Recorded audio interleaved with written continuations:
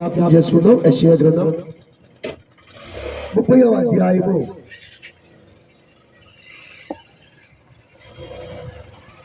19వ వచనము. యెషయా గ్రంథము 30వ అధ్యాయము 19వ వచనం. సియోనులో యెరూషలేములోని ఒక జనము కాపురం ఉన్నది. జనమా, నీవిక నేమాత్రము కన్నీళ్లు విడవము. ఆయన నీ మొరవిని నిశ్చయముగా నిన్ను కరుణించును. ఆయన నీ మాట వినగానే నీకు ఉత్తరమిచ్చును. దేవునికి స్తోత్ర. హల్లెలూయా. ప్రియమైన దేవుని బిడ్డలారా, ఈ రోజు అంశము నీవిక ఏమాత్రం కన్నీళ్లు విడవము. యెరూషలేములో ఒక జనం ఉంది. ఆ జనము సియోనులో కాపురం ఉన్నారు. జనము కన్నీలమయములో ఉన్నారు. దుఃఖముతో, వేదనతో, శ్రమల గుండా, కరువుల గుండా, సమస్యల గుండా, వేదన గుండా ఎన్నో అగుపాట్లు పడుతున్న వ్యక్తులై ఉన్నారు. కానీ వారి విశ్వాసం ఏమై ఉందంటే, ఎన్ని బాధలున్నా, ఇరుకులున్నా, ఇబ్బందులున్నా మా దేవుడు మమ్మల్ని చూస్తున్నాడు. ఆయన మమ్మల్ని విడువడు, ఎడబాయుడు. తప్పక దర్శిస్తాడు, తప్పక కార్యం చేస్తాడు, తప్పక మమ్మల్ని విడిపిస్తాడు. ఈ ఇరుకులు తొలగిపోతాయి, ఈ సమస్యలు తొలగిపోతాయి, ఈ వ్యాధులు తొలగిపోతాయి అని విశ్వాసం, నిరీక్షణతో, పట్టుదలతో, గురితో, కాంక్షతో దేవుని మీద ప్రగాఢమైన నమ్మకంతో నిలిచి ఉన్నారు. నిలిచి ఉన్న వాళ్ళని దేవుడు చూశాడు. వాళ్ళు శ్రమల వైపు చూడలేదు, ఇరుకుల వైపు చూడలేదు, ఇబ్బందుల వైపు చూడలేదు, సమస్యల వైపు చూడలేదు.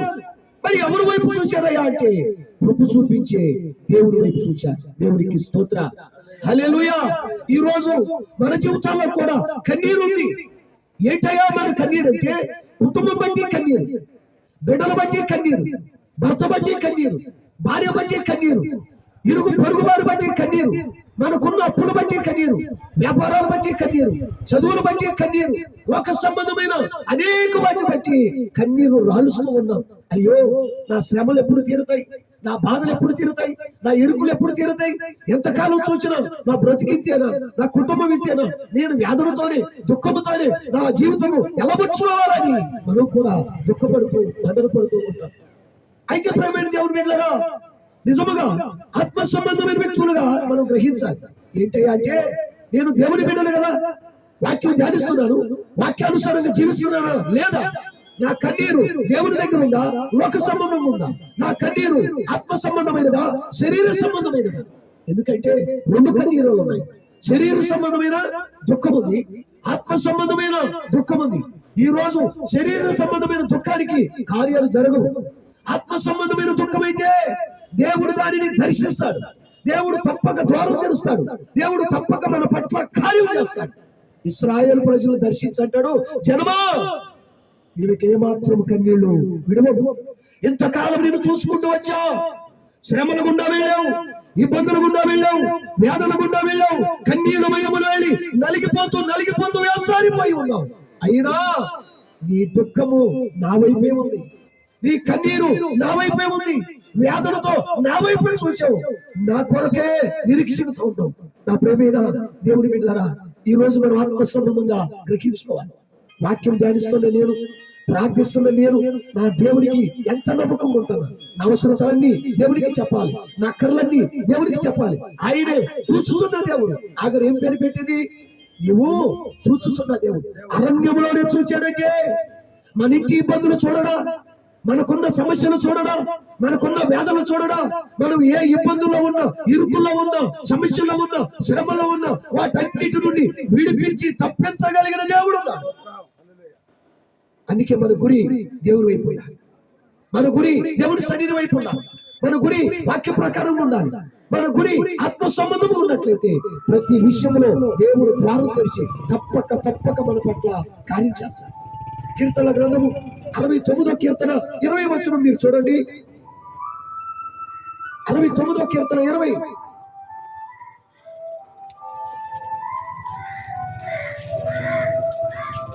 దావీదు ఒక చక్కని మాట అంటాడు, నిందకు నా హృదయము బద్దలైను. నేను బహుగా కృషించి ఉన్నాను.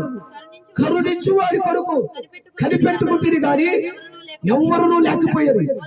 ఓదార్చు వారి వరకు కనిపెట్టుకుంటుంది గాని అదిగో ఎవరు. దావీదా ముమ్మారు ప్రార్థన చేసే వ్యక్తి, 7 మార్లు స్తుతించే వ్యక్తి, నిత్యము ఆజ్ఞలని, వాక్యమని, ప్రార్థనని, సన్నిధిని నిత్యము ఆశ కలిగి దేవుని కొరకు పరితపించే వ్యక్తి ఈ రోజు భయంకరమైన నిందల గుండా వెళుతున్నాడు, సమస్యలు గుండా వెళుతున్నాడు, ఇబ్బందులు గుండా వెళుతున్నాడు. ఆయన జీవితం అంతా కన్నీళ్ళ భయమైనట్టుగా, దుఃఖాలు భయమైనట్లుగా, నిందకు ఆయన హృదయం ఏమైంది, బద్దలైపోయిందండి. ఒక్కోసారి మన జీవితాలు చేయడానికి నింద పడుతుంటే, ఆ నింద మోసుకుంటే మనకు తెలుస్తుంది. నలుగురు భయాలు తలదించుకుంటే, లేదా వాళ్ళు మన వైపు తిరిగి నవ్వుతుంటే, హేళన చేస్తుంటే, మన మీద లేనివి అబండాలు పెంచి నిందలు మోపుతూ ఉంటే మన గుండె ఏమైపోద్ది? బ్రతుకుట ఎందుకు, జీవించుట ఎందుకు, ఈ బ్రతుకు ఇంకా బ్రతికి ఎవరి కోసం, ఎవరిని ఉద్ధరించాలని కన్నీళ్ళ మహిమలో ఉంటాం. దావీదు కూడా దుఃఖపడిపోయాడు, హృదయం బద్దలైపోయి అంటాడు, ప్రభువా కనికరించేవారు కొరకు ఎతికా, ఎవరు కనికరించేవారు లేరు. ఓదార్చేవారు కొరకు ఎతికా, ఎవరు ఓదార్చరు. ఎందుకని మన దగ్గర అన్ని ఉంటే అందరూ ప్రేమిస్తారు. అదే మన దగ్గర ధనం లేకపోతే, అదే మన దగ్గర అందం లేకపోతే, అదే ధనం మన దగ్గర పదవి హోదా పలుకుబడి లేకపోతే, మన చుట్టాలే, మన బంధువులే, మన అన్నదమ్ములే, మన అక్క చెల్లెలే, మన తోటి స్నేహితులే మనల్ని విడిచిపెట్టి వెళ్ళిపోతారు. ఇప్పుడు దేవుడి దగ్గరికి దావీదు అంటాడు, లోకములో ఎవరు నన్ను కరుణించరయ్యా, కరుణించేవాడు నీవు, కాపాడేవాడు నీవు, ద్వారము తెరుచువాడు నీవు, నా ఇరుకు ఏదైనా దానిలో విశాలత చేయగలిగిన వాడు నీవు నాకున్నావయ్యా.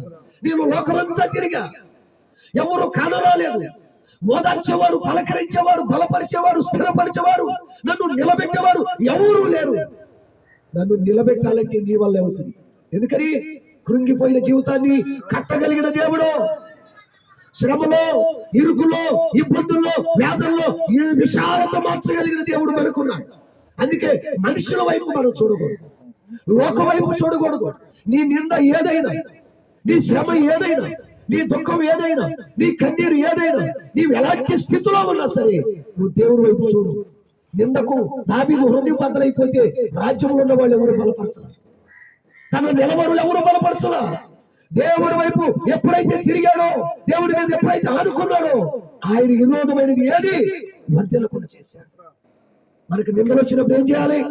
శ్రమ దినమున కృంగితే మనము చేతకాదు. శ్రమ మనకు వచ్చినప్పుడు శ్రమలో నిలబడాలి, శ్రమలో పోరాడాలి, శ్రమలో విశ్వాసముతో పట్టుదలతో నా దేవుడు తప్పక నా పట్ల కరుణించి కాపాడి ద్వారము తెరుస్తాడు. ఆయనకు అసాధ్యమైనది ఏది లేదు. సమస్తము సాధ్యపరచగలిగిన వాడు, చక్కపరచగలిగిన వాడు, ద్వారము తెరవగలిగిన దేవుడు ఉన్నాడు. అందుకే ఈరోజు మన గుండెలకి ఏం చెప్పాలంటే, ఆత్మీయ జీవితముగా ఓ హృదయమా, లోకంలో నిన్ను కరుణించేవారు లేకపోయినా దేవుడు నిన్ను కరుణిస్తాడు.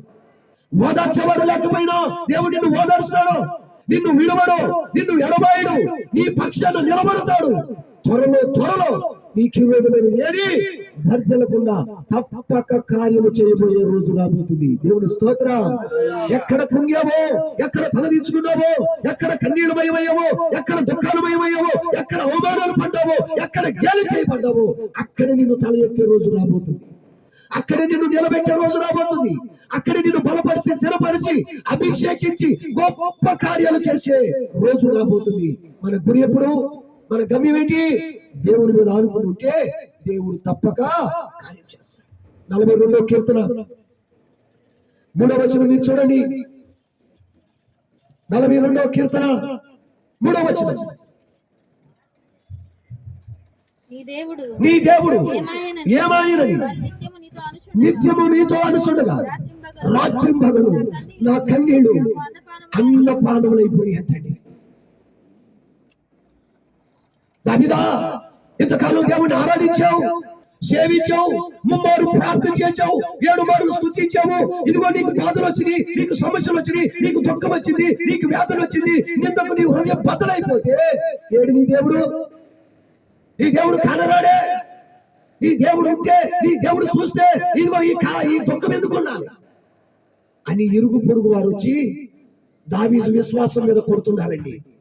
దావీదు ఆత్మీయ జీవితం మీద కొడుతున్నారు, దావీదుని కృంగ చేయాలని చూస్తున్నారు.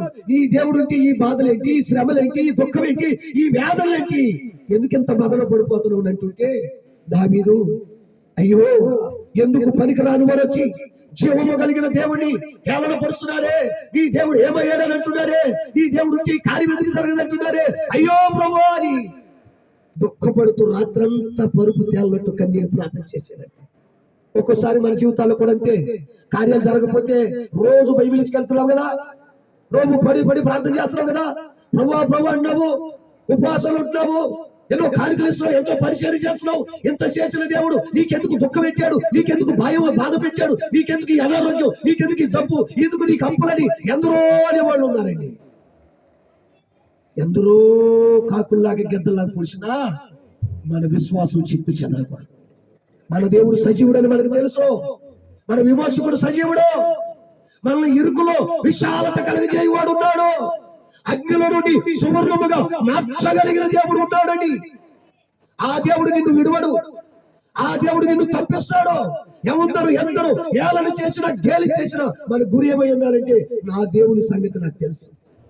శ్రమ పెట్టువాడు ఆయనే, గాయపెట్టువాడు ఆయనే, గాయాన్ని పూడ్చువాడు ఆయనే, నిన్ను స్వస్థపరచు యెహోవాను నేనే అన్నాడు. నా జీవితం బాగుపడాలన్నా, నా కుటుంబం బాగుపడాలన్నా, నా అవసరతలు తీర్చాలన్నా, నా కర్మ తీర్చాలన్నా, ప్రతి విషయంలో నేను కార్యం చూడాలన్నా సరే మనుషుల వల్ల అవ్వదు, ఆ దేవుని వల్లే అవుతుంది. దేవుని స్తోత్ర, హల్లెలూయా.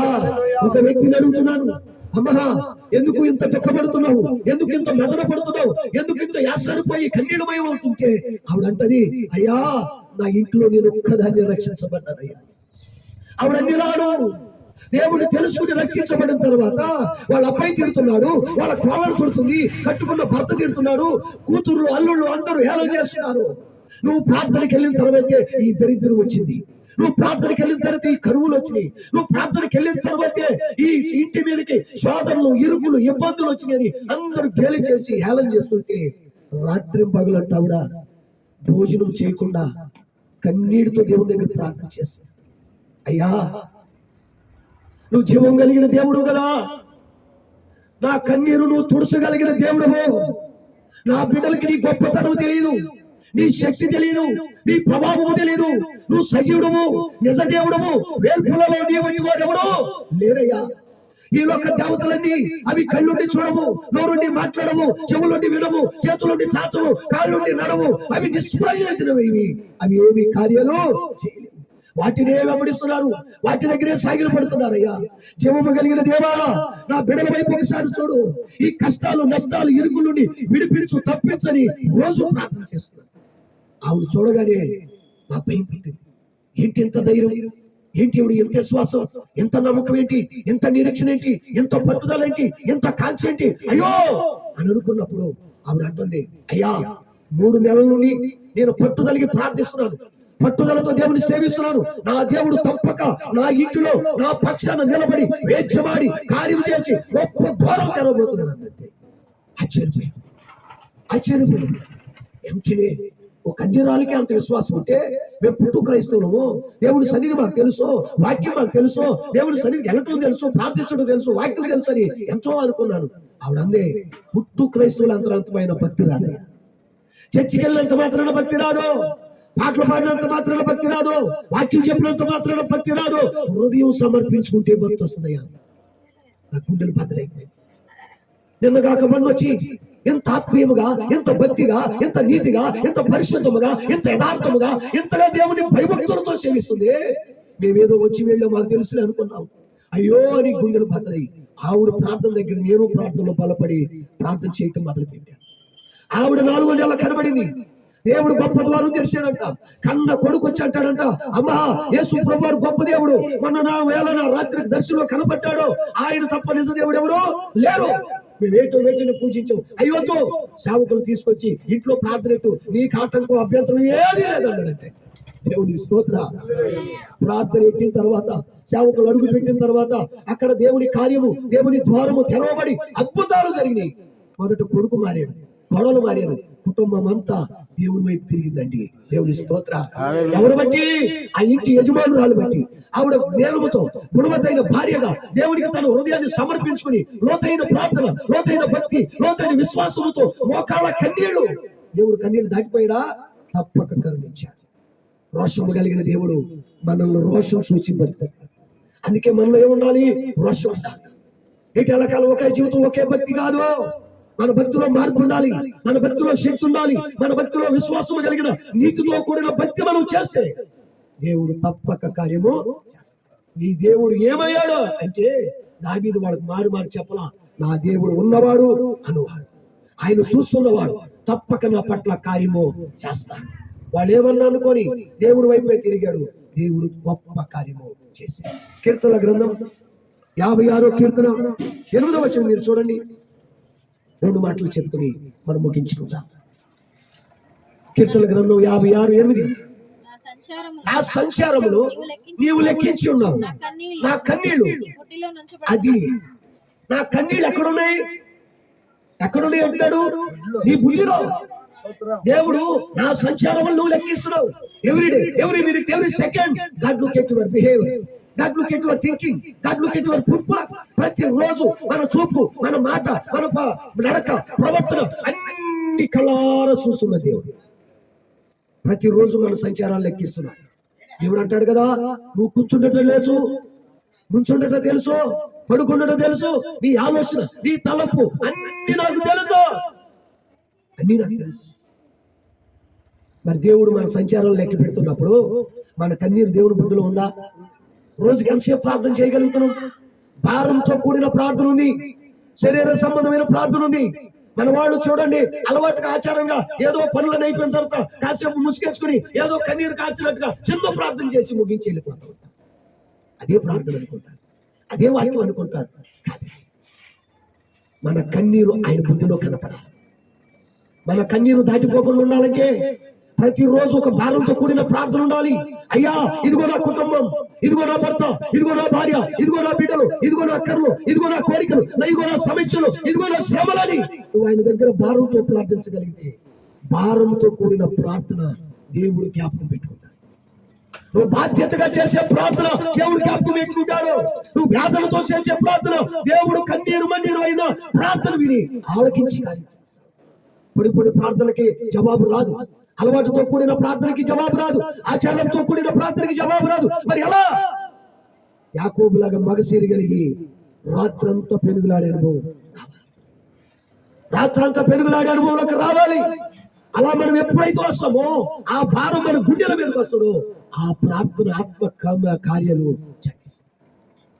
ఒక ఆవిడికి నేను చీర పెడతాడు వెళ్ళా, వాళ్ళన్నీ నుంచి రక్షించబడ్డారు. పొద్దున్నే వాళ్ళిచ్చిన ఏ బోధుల్లో బాధల్లో వాళ్ళు వేటాడుకుంటున్నాయి. రక్షించబడింది చాలా రోజులైంది. ఓ బండి కొనుక్కున్నా, బండికి ఈఎంఐ ఫైనాన్స్ కట్టాలి.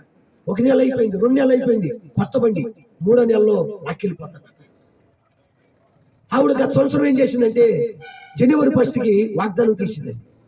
ఆ వాగ్దానంలో ఏముంది? నిశ్చయముగా నీకు మేలు కలిగినది. నేను వెళ్ళేదానికి ఆ బింది బార్లించి ఆ వాగ్దానం బింది మీద ఎట్టి మోకరించి 2 చేతులు పైకెత్తి అంటది, ప్రభువా నిశ్చయముగా నీకు మేలు కలుగుతున్నావు కదా, నా సమస్యలు ఏవుగో, నా బాధలు ఏవుగో, నా ఇరుకులు ఏవుగో అని ఏడుస్తూ ప్రార్థన చేస్తాను. నేను అనుకున్నా ఈవిడికి ఏం ప్రార్థన వచ్చో, కనీసం వచ్చిరాని ప్రార్థన ఒక 5 నిమిషాలు చేద్దాం అనుకున్నా. 5 నిమిషాలు అయిపోయింది, ముగిస్తులా. 10 నిమిషాలు అయిపోయింది, 30 నిమిషాలు అయిపోయింది, అరగంట దాటేసింది, 30 గంట సేపు చేస్తుంది. కొంచెం నాకు బాధ వచ్చింది, దూరం వెళ్ళాలి, ఎంతసేపు చేస్తుందండి, ఎంతసేపు చేస్తుంది, ఎక్కడికి వచ్చింది ఇప్పుడు ప్రార్థన అనుకుంటున్నాను. ప్రార్థన అయిన తర్వాత అన్నాను, రుతక్క ఏంటి నువ్వేనా? నేనే తమ్ముడా. ఏంటి ఎంతో ప్రార్థన చేస్తున్నావా? అవును, జనవరి 1 రోజు తీసుకున్న వాగ్దానం పెట్టి రోజుకి నేను 6 గంటలు ప్రార్థన చేస్తాను. ఎన్ని గంటలు? 6 గంటలు. నా గుండెలు పద్దలే. వాళ్ళు రోజు పెట్టుకునే వాళ్ళ ప్రార్థన తెలియదు. మారినప్పుడు ఆవిడ దగ్గరికి వెళితే భర్త చుట్ట తాగేవాడు, ఈవిడ ఆ చుట్ట తీసుకుని తాగేది, కళ్ళు తాగేవాడు. అలాంటి జీవితంలోకి దేవుని రక్షణ వచ్చిన తర్వాత దేవుడి కార్యం చేయాలని అక్క ఫైనాన్స్ కట్టాలి కదా, నన్ను మొన్న ఎవడో అడిగితే ముందు ఒక వాయిదా కట్టేవాళ్ళం కదా, ఎందుకు ఈ పని చేసేవంటే ఊరుకో. నువ్వేమన్నావు? అడుగుడి మీకు ఇవ్వబడదు, వెదుకుడు మీకు దొరుకునన్నావు, తట్టుడు మీకు తీయమన్నావు. మీరు ఇస్తే 3,000 5,000 ఇస్తారు. అదే దేవుడు ఇస్తే గొప్ప కార్యం మా పట్ల చేస్తారు. అందుకే రోజు ప్రార్థన చేస్తున్నాను కానీ 6 గంటలు ప్రార్థన చేస్తున్నాను. అమ్మో, నా కోటాల గురించి కూడా నేను భారంతో ప్రార్థన చేయాలి. నీ దగ్గర ఇది నేర్చుకున్నానని ఇచ్చేసి ఆ చీర ఇచ్చి వచ్చేసాను. 15 రోజులు గడిచిన తర్వాత నాకు కోరుకొల్ల కనపడినప్పుడు వెంటనే నన్ను చూచి తమ్ముడో అనంది. నమ్మకం వెళ్ళి అక్క ఎక్కడి నుండి వచ్చారంటే అటు నుండి వచ్చేసేవయ్యా, మరి ఇటు ఎక్కడికి వెళ్తున్నారు? పని మీద వెళ్తున్నావులే, రా అని చూసి ఇప్పించింది. చూస్తూ నేను తాగుతా, అక్క బండి ఇక్కడే ఉందిగా, వాళ్ళు రాలేదు అంటే, రాలేదు తమ్ముడా, దేవుడు ఎంత గొప్ప కార్యం చేశాడో తెలుసా, ఎంత మహిమ కలిగిన కార్యం చేశాడో తెలుసా. పట్టు విడవకుండా ప్రార్థన చేసినందుకు, అడిగిన దానికంటే, ఊహించిన దానికంటే, తలంచిన దానికంటే, కోరిన దానికంటే నా దేవుడు గొప్ప కార్యం నా పట్ల చేశాడు. తమ్ముడా, మా ఊరు ప్రెసిడెంట్ గారు మీకు తెలుసు కదా, రక్షణ పొందిన కాడి నుంచి వాళ్ళ ఇంట్లో పరిచర్య కానీ, అమ్మ కుండలు కడగటానికి, బట్టలు ఉడకడానికి ఏనాడు వెళ్ళలేకపోయావు, మానేసాం కదా, మానేసాం. వాళ్ళ కొడుకు కోడళ్ళు అమెరికాలో ఉంటారు, వాళ్ళు వచ్చారు. అమ్మా మన ఇంటికి వాళ్ళు వచ్చేవాళ్ళు కదా, ఆ పనులన్నీ చేసేవాళ్ళుగా, ఈ ముట్టుకుని అయ్యండి పాసిపోయిన అన్నం పెడితే తినేవాళ్ళు, కుళ్ళిపోయిన మామిడికాయలు యాపిల్స్ కలిస్తే ఎత్తుకెళ్ళి తినేవాళ్ళు కదా, వాళ్ళు రాలేదా అంటే, అయ్యో వాళ్ళు ప్రభుని నమ్ముకున్నారంటయ్యా, ఇలాంటి ముట్టరంట, తాకరంట, ముట్టే తింటారంట, లేకపోతే ఆ పాటలు ఉంటారంట. అస్సలు వచ్చి ఏది కడుగుతలేదయ్యా, ఏది కడుగుతలేదు. ఎక్కడున్నారు వాళ్ళు? అదిగో ఆ కాలం కట్టిన గుడిసెలు వేసుకున్నారు. వాళ్ళకి జగనున్న కాలనీలో స్థలాలు వచ్చేసినాయి. ఇక ప్రభు నమ్ముకున్నారు, ప్రార్థన వాక్యం తప్ప, ఆ వేటకి తప్ప ఇంకా దేనికి రావట్లేదయ్యా. ఎక్కడున్నారంటే పలాంటి చోట. ఆ కుర్రవాడు కారేసుకుని సెంటర్కి వెళ్ళిపోయి మంచి చీరలు అతనికి బట్టలు కొనుక్కుని చక్కగా తీసుకొచ్చి వెళ్తే బిందు బారుల నుంచి మళ్ళీ వాగ్దానం పెట్టి ప్రార్థన. ఆవిడ దినచర్య ఏంటి? రోజు నా ప్రభు దగ్గర మోకరించి పట్టుదలతో ప్రార్థన చేయాలి, నా ప్రార్థనకి దేవుడు ద్వారం తెరవాలి, కార్యం చేయాలని ఒక నిరీక్షణతో పట్టుదలతో ప్రార్థన చేస్తాడు. ఆ ప్రార్థన దేవుడు చూడండి, అమెరికాలో ఉన్న వ్యక్తి తండ్రి దగ్గరికి రావటం ఏంటి? ఎప్పుడు అసహించుకుని హేళంగా చూచి, ఒక నీచంగా చూచే బిడ్డల దగ్గరికి రావటం ఏంటి? వస్తమే ప్రార్థన అయ్యేదాకుండి, ప్రార్థన అవుతుమే ఆ రూతక్క కాళ్ళ మీద అడిపాడు.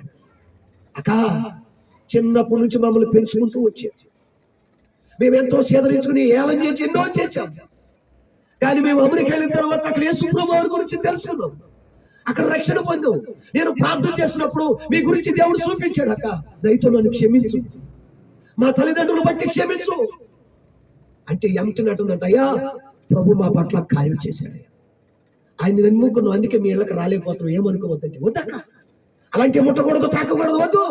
మేము కూడా వచ్చామంటే అక్కడ నుండి తెచ్చుకుని ఏదో తిని వెళ్ళిపోతాం తప్ప అవేమి ముట్టుకోవద్దు. అక్క నువ్వేమనుకోవద్దు, ఇదిగో ఈ చిన్న కానుక నీకు ఇవ్వాలని దేవుడు ప్రేరేపిస్తున్నాడు. ఇదిగో మీకు స్థలం వచ్చింది కదా జగనన్న కాలనీలో, ఆ స్థలంలో ఇల్లు అయ్యే వరకు కూడా మాది. నేను అక్కడ నుండి ఒక మనిషిని ఇక్కడ పెట్టి వెళ్తాను, మూర్ఛ కట్టిస్తాను.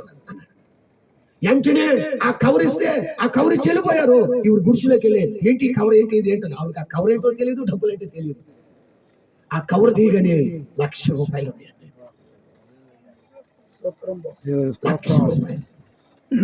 పిండిపోయింది. ఈ అభగ్రాలకి ₹100 చూడటమే కష్టం కదయ్యా, ₹1000 జీవితంలో చూస్తాననుకున్న జీవితం కదయ్యా. ఇంత కార్యం ఎలా?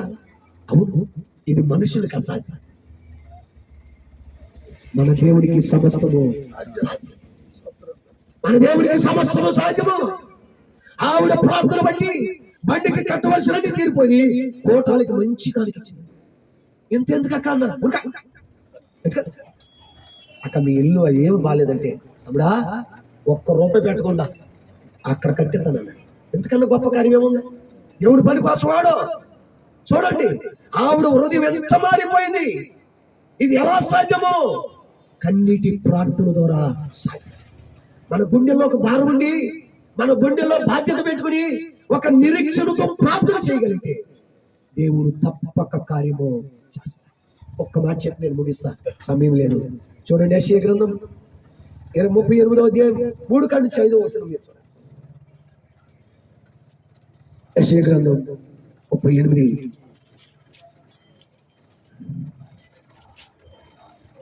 38వ అధ్యాయం 3వ వచనము కాని 5వ వచనం వరకు.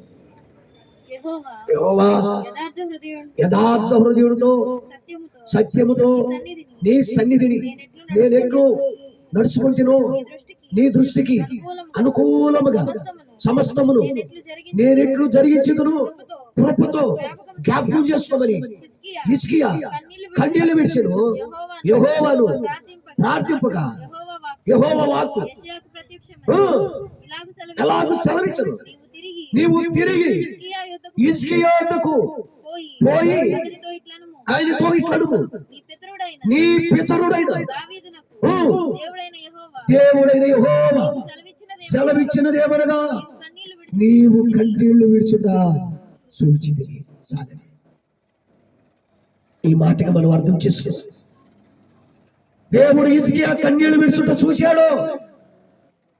యెహోవా అందరికీ అపకారి కాదు.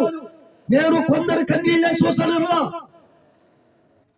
ఎవరు కన్నీరు పెడతారో, ఎవరు దుఃఖపడతారో, ఎవరు ఆయన పాదాలు పట్టుకుని ఆయన చెంతమండి రెండు కన్నీరు మున్నీరు అవుతారో వారి కన్నీరు చూచే దేవుడు. ఆయన నిన్న నేడు ఏకరీతిగా నీ గుండెల్లో వేదన పెట్టుకుని ప్రార్థించి చూడు. మరణకరమైన రోగము హిజ్కియాకు వచ్చింది. వైద్యుల వైపు తిరిగాడు, లోకస్తుల వైపు తిరిగాడు, నయం అవ్వాలని తిరిగాడు. ఎక్కడ నయం కాల, ఎక్కడ ఆరోగ్యం రాలా. దేవుడు చూచాడు. హిజ్కియా ఎప్పటికైనా నా వైపు తిరుగుతాడేమో, నా దగ్గర మొరపెడతాడేమో, నా దగ్గర అడుగుతాడేమో, స్వస్థపరచమని, బాగుపరచమని, కార్యం చేయమని, వారు తెరవమని అడుగుతాడేమని చూస్తే హిజ్కియా వైద్యుల వైపే తిరిగాడు తప్ప దేవుడి వైపు తిరగదు. మన జీవితాల్లో ధనం ఉంటే, పదం ఉంటే, హోదా ఉంటే దేవుడు ఏంటో, సన్నిధి ఏంటో, వాక్యం ఏంటో మనకు గుర్తురాదు. ధనం ఉంది, ఎక్కడికైనా తిరగొచ్చు అనుకోండి, ఏ హాస్పిటల్కైనా వెళ్ళొచ్చు అనుకోండి, ధనంతో ఏదైనా కొనుక్కోవచ్చు అనుకుంటాం. ఉగ్రత దినమందు ఆస్తి అక్కడికి రాదు. మన ధనము మన ఘనము ఏ పాటిది? కరోనాలు వచ్చినాయి, 2 కరోనాలు. ధనవంతులు ఏమైపోయారు, సామంతులు ఏమైపోయారు. అమ్మా 50,000 పైన పాటలు పాడిన వ్యక్తి ఏమైపోయాడు? లక్షలు కుమ్మరించారు, కోట్లు కుమ్మరించారు, వైద్యులు పాదాలు పట్టుకున్నా సరే ఆయుష్ను కాపాడుకోలేకపోయారు, ఆరోగ్యాన్ని కాపాడుకోలేకపోయారు, సజీవ లెక్కలో నిలవలేకపోయారు, సలాము కొట్టి సమాధుల దగ్గరికి వెళ్ళిపోయారు. ఎందుకని? దేవుడు బహుతేటగా చెప్పేశాడు, అబ్బాయి మీ ధనము మీకు అక్కడికి రాదు, మీ ఆస్తి మీకు అక్కడికి రాదు, మీ పదవులు మీకు అక్కడికి రాదు, మీ అందాలు మీకు అక్కడికి రావు, మీ శక్తి, మీ బలము, మీ యోగ్యమైనవి ఏవి మీకు అక్కడికి రావు. కృప చూపించి నా వల్లే కాదు. ఈ వాక్యం వింటున్నప్పుడు మేము దేవుని బిడ్డలారా, మనందరం దేవునికి ఏమైనా ఇచ్చామా? మనల్ని సజీవ లెక్కలో ఆయన ఎంత కృప లేకపోతే మనం సజీవ లెక్కలో ఆలోచించండి. డబ్బులు తీసుకోవాలంటే ఆ డబ్బులు తీసుకుని నీళ్ళ ముంచి తీసుకున్నారు. ఏమా శానిటైజర్ చేతులకు రాసుకుని రుద్దుకున్నారు, తడిపి ఆరబెట్టారు, బట్టలు ఆరబెట్టినట్టు. ఓ రోజు కొట్టాల కోసము ఓ క్వాంటైన్ దగ్గరికి వెళ్తే ఆ బ్రదర్ పాస్టర్ గారు తీసుకెళ్ళి ఆయన చూపించాడు. ఆయన డబ్బులు ఇస్తే అంటాడు, అక్కడ బేసిని పెట్టాడు, 500 కాగితమైనా 1000 కాగితమైనా దాంట్లో పెట్టేట గుంజేసేస్తాడు, గుంజేసి ఆరబెట్టాడు. ఎందుకంటే అంత మరీ డబ్బుల్లో కూడా ఉంటుందా? ఉరగండి, మీకేం తెలుసు అంటే ఉదయం మొదలుకొని సాయంత్రం వరకు బహుగా ఏంటి జాగ్రత్తగా కోటాలు అయిపోయి సరుకులకు డబ్బులు కడదామని వెళ్ళేదాడికి పోస్టర్ వేసేసారు, చనిపోయాడు. ఎంత జాగ్రత్త పడి ఎంతగా ప్రాణాన్ని కాపాడుకోవాలని బహుగా కాపాడుకున్నా సరే ప్రాణాన్ని కాపాడుకోలేకపోయాడు. హిజ్కియా కూడా రాజ్యం ఉంది, హోదా ఉంది, పలుకుబడి ఉంది, సామంతులు ఉన్నారు, ధనికులు ఉన్నారు, పరపతి కలిగిన వారు అందరూ ఉన్నారు. హిజ్కియా కొరకు ఎందరెందరో తీసుకొచ్చారు, కానీ హిజ్కియాకి ఆరోగ్యం తెచ్చిన వాళ్ళు ఎవరు లేదు. దేవుడు ఇప్పటికైనా మారుతాడేమో, మారుతామంటే తిరుగుతాడేమో అని యెషయాను పంపించినప్పుడు యెషయా అంటాడు, హిజ్కియా నువ్వు మరణం అవుతున్నావు, నీ ఇల్లు నీ ఇల్లు చక్క పెట్టుకో. ఎంతని ఇసుకేకి ఏం గుర్తు పెట్టుకున్నాడు తెలుసా? అయ్యో, గాయపెట్టేవాడు ఆయనే, స్వస్థపరచుడు ఆయనే కదా. జీవం మరణాలు ఆయన చేతిలో ఉన్నాయి. ఒకటి కృంగ చేయగలిగిన వాడు, లేవనెత్తగలిగిన వాడు, దీనులను పెంట గొప్పల నుండి గనుల మధ్య ఎత్తగలిగిన సామంతుడైన దేవుడు, జీవము కలిగిన దేవుడు, పరిశుద్ధమైన దేవుడు, అమ్మా పరాక్రమ కలిగిన దేవుడిని నేను విడిచిపెట్టి వైద్యుల చుట్టూ, రాజ్యాల చుట్టూ, మనుషుల చుట్టూ తిరిగానే.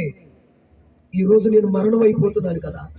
నా దేవుడి దగ్గర నేను ప్రార్థిస్తా, నా దేవుడి దగ్గర నేను మొర పెడతా, నా దేవుడి వైపు నేను తిరుగుతానని గోడ తట్టు తిరిగి, యెరూషలేము వైపు తిరిగి అంటాడు, అయ్యా నీ సన్నిధికి నేను ఎట్లు నడుచుకున్నాను, కృపతో జ్ఞాపకం చేసుకో, కృపతో జ్ఞాపకం చేసుకో. అవునండి, హిజ్కియా బాల్యం నుంచే దేవుని సన్నిధి అంటే ఆసక్తి, దేవుని సన్నిధి అంటే ప్రేమ, సేవకులంటే ప్రేమ, దేవుని పనిలో ఎక్కడ చూడండి అశ్రద్ధ, నిర్లక్ష్యము చేయడం లేదు. అంతగా భక్తితో, విధేయతతో, క్రమముతో, నియమముతో దేవుని కొరకు పోరాడాడు. ఇప్పుడు దేవుని వైపు తిరిగి కన్నీరు కారుస్తూ, రోధిస్తూ, అంగలారుస్తూ, గగ్గోలు పెడుతూ, పెరుగులాడుతూ, ప్రాధేయపడుతూ, తగ్గించుకుని సాగిలపడి దేవుని దగ్గర అడుగుతుంటే దేవుడు వెంటనే ఉన్నాడు తెలుసా? యెషయా, చెప్పాను బాబు, నువ్వు మరణం అవుతున్న ఇల్లు చక్క పెట్టుకోమని చెప్పాను, ఎల్లొచ్చేసాను అంటే నువ్వు మరలా యెషయా దగ్గరికి వెళ్ళు. ఎందుకయ్యా? చెప్పారుగా. అవునయ్యా, నువ్వు చెప్పి రాగానే హిజ్కియా అదిగో అశ్రద్ధగా లేడు, నిర్లక్ష్యముగా లేడు, గర్వంగా లేడు, సోమరుగా లేడు. ఎంటనే గోడ తట్టు తిరిగేసాడయ్యా, ఎంటనే యెరూషలేము వైపు తిరిగేసాడు. నా వైపు తిరిగి కన్నీరు రాలుస్తున్నాడయ్యా, దుఃఖం పెట్టుకుని వ్యాధులతో బతులు మాడుతున్నాడు. ఆ బతులు మాడే తీరు నా హృదయాన్ని కరిగించేసిందయ్యా, నాలోకి మెత్తని మనసు తీసుకొచ్చేసింది. ఇప్పుడు వరకు కఠినంగా ఉన్నాను హిజ్కియా పట్ల, కోపంగా ఉన్నాను, ఇప్పుడు వరకు ఏ కార్యం చేయకూడదు అనుకున్నాను. ఎంతనే నా వైపు తిరిగాడు కాబట్టి ఎంతనే ఆయన దగ్గరికి వెళ్ళిపోమంటే వెళ్ళి అంటాడు, హిజ్కియా నువ్వు కన్నీళ్లు విడుచుదా దేవుడు చూశాడు, నీకు ఆరోగ్యం ఇవ్వబోతున్నాడు, ఆయుష్ ఇవ్వబోతున్నాడు. ఎన్ని సంవత్సరాలు? 1, 2 కాదు, 15 సంవత్సరాలు ఆయుష్. ఇది ఎలా సాధ్యము? జీవ మరణాలు ఆయన చేతిలో ఉన్నాయి. నరుడి ఆత్మ యెహోవా పెట్టిన దీపం, ఆ దీపం వెలిగించేవాడు ఆయనే, ఆర్పేవాడు కూడా. అందుకే గుర్తుపెట్టు, లోకం అయిపోతూ జీవము కలిగిన దేవుని వైపు తిరిగి నువ్వు చూడు, దేవుని పక్షాన్ని నిలబడి కార్యం చేస్తాడు. హిజ్కియా కన్నీళ్లు విడుచుంటే దేవుడు చూచాడు కదా. మన ఇంట్లో మనం కన్నీరుకు రాల్చే వాళ్ళ వ్యక్తులకు ఉంటే, మన ఇంట్లో మనం దుఃఖపడి దేవుడి దగ్గర అడిగే వ్యక్తులకు ఉంటే, దేవుడు ఎందుకు ద్వారం తెరవడు? ఎందుకు కార్యం చేయడం? ఎందుకు అద్భుతం చేయడం? ఆయన తప్పక చేయగలిగిన వాడు. అందుకే మనం దేవుని వైపు తిరిగి ప్రార్థించేవారు, దేవుని వైపు తిరిగి కన్నీరు రాల్చేవాళ్ళు ఉంటారు. ఈరోజు మనుషులు దేవుని వాక్యానికి సమీపిస్తున్నారు, దేవుని ప్రార్థనకి సమీపిస్తలా. మరి ఎక్కడిస్తున్నారా అంటే గంటల తరబడి సెల్ ఫోన్కి ఇస్తున్నారు. టీవీలు చూడటం కూడా మానేశారు. సెల్ల లేకపోతే ఒక్క నిమిషం లేకపోయేదానికి ఏదో జబ్బు వచ్చినట్టు అయిపోతుంది. అవునండి, ఒక ఇంటికి ప్రార్థనకు వెళితే ఆ అమ్మాయికి మెంటలు వచ్చేసినట్టు ఇల్లంతా వెతికేసింది, పరుపులన్నీ గిచ్చేసేసింది, దుప్పలన్నీ గిచ్చేసేసింది, బకెట్లు తన్నేస్తుంది. అమ్మా ఏమైంది ఏమైంది ఏమైంది? కంగారు. ఎందుకంటే రాత్రి నుంచి ఫోను కనపడపోయేదానికి రాత్రి నుంచి ఆవిడకి చేతులు షేక్ అయిపోతున్నాయి, మనసు షేక్ అయిపోతుంది. ఒక ఫోను ఆవిడ జీవితాన్ని ఎంత బస్తురాలుగా తీసుకెళ్లిపోయింది, ఎంత భక్తిహీనురాలుగా చేసేసింది. ఫోను వల్ల జీవితం మారదు, ఫోను వల్ల మనకి కార్యాలు జరగవు. అవి మనకి కాసేపు సమయాన్ని గడపటానికే, నిన్ను మోసం చేయటానికి. ఈ రోజు చూడండి, ఉదయం లేచిన కాడి నుంచి ఏ బస్సు అన్న ఎక్కండి, ప్రతి ఓళ్ళు ఫోన్ చూడండి. ఏ ట్రైన్ అని ఎక్కండి, ట్రైన్లో కూడా పక్కన వాళ్ళతో మాట్లాడతలేదు. ఎక్కడికి వెళదామన్నా ఫోన్లో నిమగ్నం అయిపోతున్నారు. బైబిల్ చదివే వాళ్ళు తక్కువైపోయారు, ప్రార్థించేవారు తక్కువైపోయారు. దేవుని సన్నిధి అంటే ఏదో వచ్చి ఆశామాషికి వచ్చి వెళ్ళిపోతారు. అలా ఉన్నంత కాలం మనకి కార్యం జరగదు. చల్ల కావాలి ఎంతవరకు? ఫోన్లో మాట్లాడటానికి మనకి ఏదైనా అవసరం ఉంటే తీర్చుకోవాలి. 24 గంటలు ఫేస్బుక్ లో, ఇన్స్టాగ్రామ్ లో, వాట్సాప్ లో కాలం గడుపుకుంటూ వెళితే వాక్యం ఎప్పుడు చూడండి. ఇర్మియా గ్రంథం 2వ అధ్యాయం 32వ వచనంలో ఒక మాట చూడండి. ఒక మాట చూసుకుని ముగించుకుంటాం. యిర్మీయా గ్రంథం 2వ అధ్యాయం 32.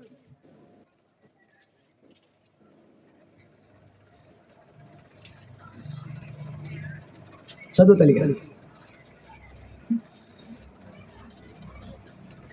కన్యక తన ఆభరణము మర్చిపోనా, పెండ్లి కుమార్తె తన వడ్డాను మర్చిపోనా, నా ప్రజలు లెక్కలేని దినాలు, అది లెక్కలేని దినాలు.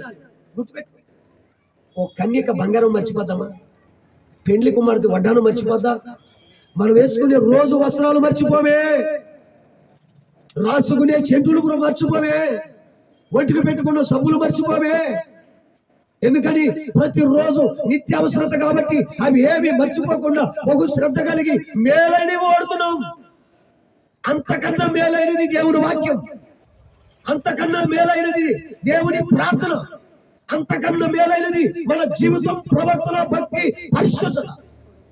అంత విలువైన దాన్ని మనము లెక్కలేని దినాలు మర్చిపోతాం. గత సంవత్సరం మీరు గుర్తుపెట్టుకోండి, ఎన్ని రోజులు దేవుని వాక్యానికి ప్రార్థనకి ఇచ్చారు. దేవుడు 365 రోజులు మనకి ఇచ్చాడు. 365 రోజులు కాచి కాపాడి ఆరోగ్యం ఆయుష్ ఇచ్చాడు, నెమ్మది ఇచ్చాడు, ప్రయాణాల్లో క్షేమం ఇచ్చాడు.